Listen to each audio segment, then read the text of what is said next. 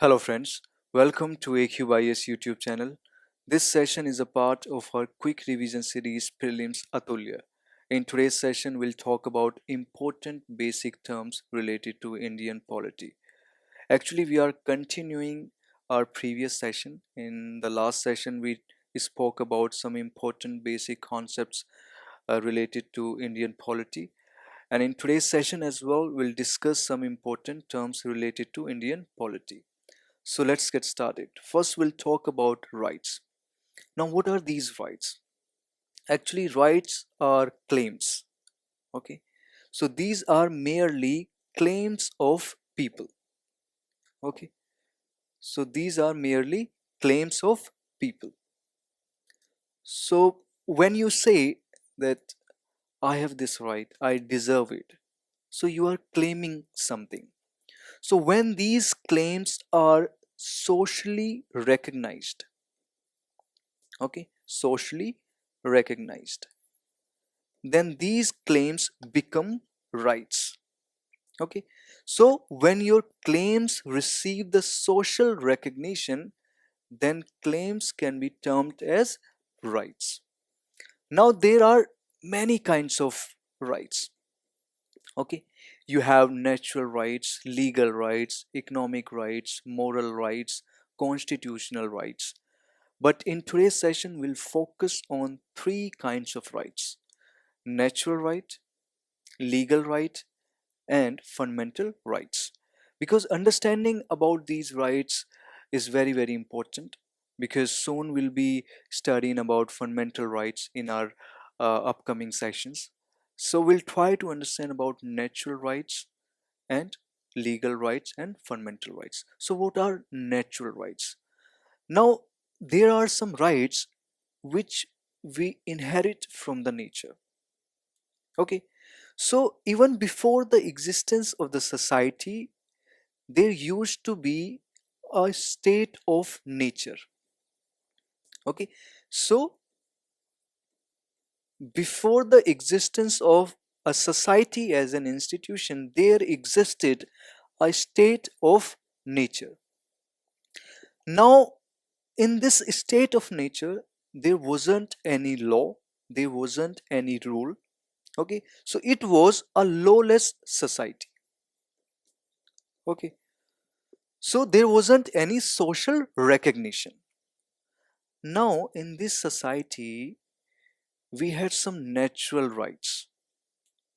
Okay, so simply just remember, these are rights which we inherit from the nature, like right to life, right to life. Now let's talk about the legal rights. See, you have some rights which are backed by the law. Okay, it means these rights have been authorized by the state. Okay, so once your rights receive the legal recognition, not the social recognition also, but now two kinds of recognitions: social recognitions plus legal recognition. So this is how you get the legal right. And in case of the violation of the legal right, there will be punishment. Okay, so if your legal right is getting violated, then you can knock the door of judiciary. Okay, so we have an institution which is known as judiciary. Okay, so in case of the violation of this legal right, simply you can approach the judiciary, and judiciary will enforce your legal right. Okay, now let's talk about the fundamental rights. See, there are some rights which are fundamental, which are central to the growth of your personality. It means these rights are important for the overall comprehensive development of your personality. Okay, so without these rights, you cannot develop fully. Okay, so these are known as fundamental rights. Now, these fundamental rights in our constitution, these fundamental rights are enshrined in part 3rd, okay, from article 12 to 35. Okay, so just remember these rights are important for the overall development of your personality. So that's why these are known as fundamental rights.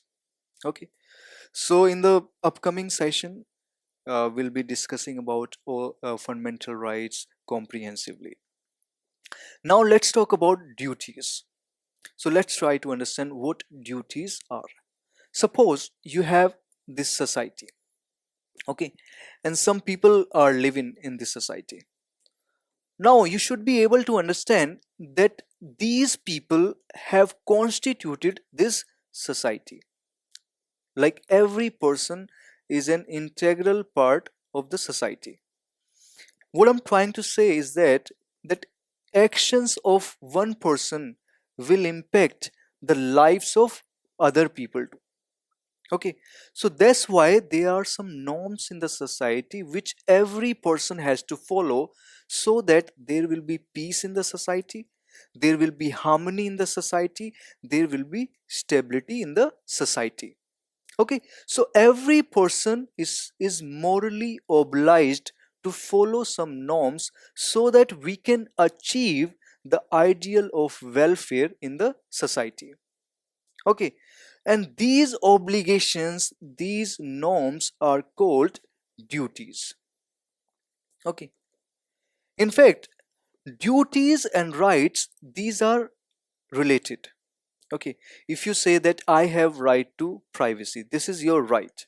Okay, now this right, you can assert this right, you can claim this right only when people are being supportive. Okay, when people are fulfilling their duties, they are they are understanding that you have right to privacy, we shouldn't be interfering. Okay, we shouldn't be encroaching upon in the private domain of this person. And if you are understanding this thing, then the rights are relevant. So duties are very important. Okay, so rights are relevant only when people are realizing their duties. Okay, now let's talk about the concept of human rights. See, there are some rights which we have only because we are human beings. So just because we are human beings, just because we exist as human beings, we have some rights. Okay, like right to food, right to education, right to work, right to life. All these are human rights, and we have all these rights just because we are human beings. So this is the simple concept. Now let's talk about the concept of democracy. Now, democracy is a form of government in which people rule. Okay, so when a country is being governed by people, it means there is democracy there. Okay, so a government of people, a rule of people, rule by the people, so that is democracy. Now let's talk about the concept of democracy. Now, democracy is a form of government in which people rule. Okay, so when there is rule of people, then we can say that we have a democratic system. It means people are supreme, and state derives its power from people. So people are the source of power in a democratic system. Okay, so we have two kinds of democracy. We have direct democracy and indirect democracy. Now, under direct democracy, people they directly participate in the law making process. Okay, so they frame the law which is used to govern them. However, in indirect democracy, people choose their representatives. So, representatives are elected on the behalf of people, and those representatives frame the law for the people. Okay, so there are two kinds of democracy: direct democracy and indirect democracy. Now let's talk about Gandhiji's views on democracy. See, Gandhiji envisioned for a society where there is democracy but no state interference. Okay, because he believed in the fact that we are social animals. Okay, we should be able to regulate ourselves, we should be able to control our behavior, we should be able to control our actions. Okay, so he envisioned this kind of society where there is democracy but no state. Okay, now let's talk about the concept of nationalism. Now, under the concept of nationalism, we think that our nation is supreme, our nation is best, and our nation is superior as opposed to other nations. Okay, and in case of any hostility, we are ready to get united, we are ready to fight for the sake of our nation. So it is an idea as well as movement. As an idea, we believe that nation should be congruent with the state. Okay, it means nation should be in harmony with the state. And as a movement, we seek to promote the interest of people. Okay, so we are promoting the interest of our people, we are promoting the welfare of the people, and we believe in the fact that our nation is superior as compared to other nations. Besides that, we do not believe in the outside interference. Okay, we believe in the absolute sovereignty. Okay, so this is the idea behind nationalism. So that's all I wanted to discuss in today's session. If you have liked our session, then you can subscribe our YouTube channel for more such videos, and you can follow our social media platforms for daily current affairs content. So that's all for today's session. I'll see you in the next session soon. Bye bye.